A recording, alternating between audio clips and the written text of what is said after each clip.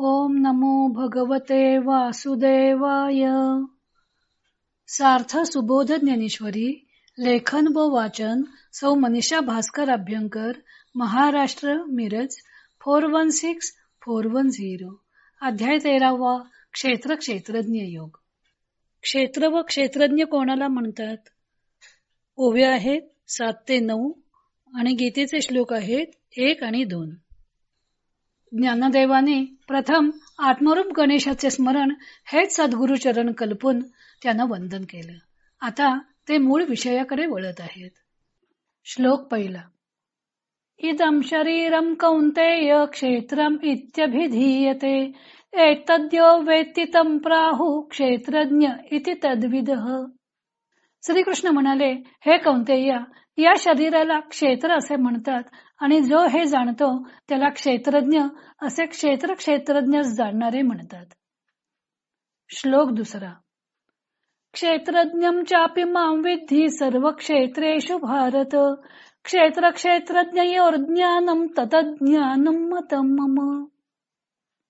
हे भरत कुलोत्पन्ना, सर्व क्षेत्रांचे ठिकाणी जो क्षेत्रज्ञ तो मी आहे असे जाण. क्षेत्र व क्षेत्रज्ञ यांचे जे यथार्थ ज्ञान ते ज्ञान आहे असे माझे मत आहे. तरी पार्था परिसिजे देह हे क्षेत्र म्हणिजे, जो हे जाणे तो बोलिजे क्षेत्रज्ञ येथे.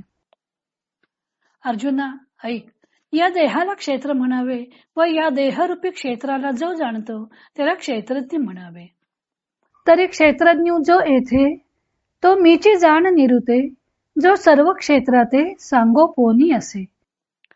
तरी सर्व क्षेत्रांना पालन करून असतो असा जो क्षेत्रज्ञ तो येथे मी आहे हे पक्के समज.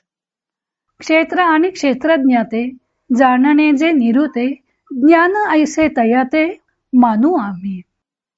क्षेत्राला आणि क्षेत्रज्ञाला जे यथार्थ जाणणे त्याला ज्ञान असे आम्ही समजतो. या अध्यायात नेहमीप्रमाणे अर्जुनाचा कोणताही प्रश्न नाही किंवा या अध्यायात मध्येही कुठे अर्जुनाने शंका उपस्थित केलेली नाही. एक मार्गी भगवंतानेच येथे विवेचन केलेलं आहे. ज्ञानम तेहम सविज्ञानम इदम वक्ष्याम्य शेषतः असं म्हणून 7व्या अध्यायालाही भगवंतानेच सुरुवात केली होती.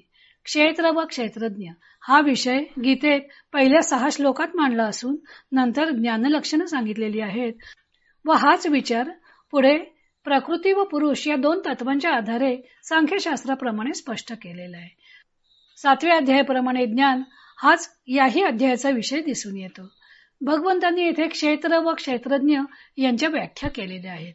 क्षेत्र म्हणजे हे शरीर, क्षेत्रज्ञ म्हणजे हे क्षेत्र जो जाणतो तो क्षेत्रज्ञ, अशा व्याख्या करून आणि पुढे भगवंतांनी सांगितलं की क्षेत्रज्ञांचे ज्ञान हेच खरे ज्ञान आहे. क्षेत्र म्हणजे देह. हा देह ज्या पंचमहाभूतांपासून बनतो ती पंचमहाभूते प्रकृतीपासून झालेली आहेत. भूमिरापो नलो वायू खम मनो बुद्धिरेवच अहंकार इति यम्मे भिन्ना प्रकृतिरष्टधा असं भगवंताने 7व्या अध्यायात म्हटलेलं होतं. अपरमेयमितस्त्वन्याम प्रकृतीम विद्धिमे परम असं भगवंताने 7व्या अध्यायात म्हटलं होतं. ही प्रकृती परमात्म्याचीच अपरा म्हणजे कनिष्ठ प्रकृती आहे व जीवरूप सचेतन प्रकृती ती परा म्हणजे श्रेष्ठ प्रकृती आहे असं भगवंताने 7व्या अध्यायात म्हटलं होतं. अधिभूतम क्षरो भावो पुरुषश्चाधिदैवतम. अधिभूत म्हणजे नाशिवंत असं अधिभूत म्हणजे नाशिवंत असं पंचभौतिक शरीर हे क्षर असून त्या शरीरात असणारा परमात्मा हा अक्षर म्हणजे अविनाशी आहे असं 8व्या अध्यायात म्हटलं होतं. ज्ञानदेवानेही देह म्हणजे क्षेत्र व ज्याच्याद्वारे हे क्षेत्र जाणतो तो क्षेत्रज्ञ अशा संक्षिप्त व्याख्या केलेल्या आहेत. क्षेत्र म्हणजे शरीर, ते जाणणारा कोण? तर या शरीरात असणारे चैतन्य जे आत्मा या नावानं प्रसिद्ध आहे, जो सर्व क्षेत्रात सांगोपुनी असे. असं म्हणून चैतन्य सर्व क्षेत्रांना म्हणजे केवळ मनुष्य देहांनाच नव्हे तर सर्व देहांना व्यापून आहे असं सांगितलेलं आहे. प्रत्येक देहात असणारं चैतन्य म्हणजे परमात्माच आहे. प्रत्येक देहात व्यष्टी रूपाने असणारा आत्मा व विश्वात्मक चैतन्य हे एकरूपच आहेत. क्षेत्र व क्षेत्रज्ञ यांचा परस्पर संबंध जाणणे म्हणजे ज्ञान आहे. पुढे ज्ञानदेवाने क्षेत्र व क्षेत्रज्ञ विचार विस्तृतपणे मांडलेला आहे. तो भाग आपण उद्यापासून पाहू.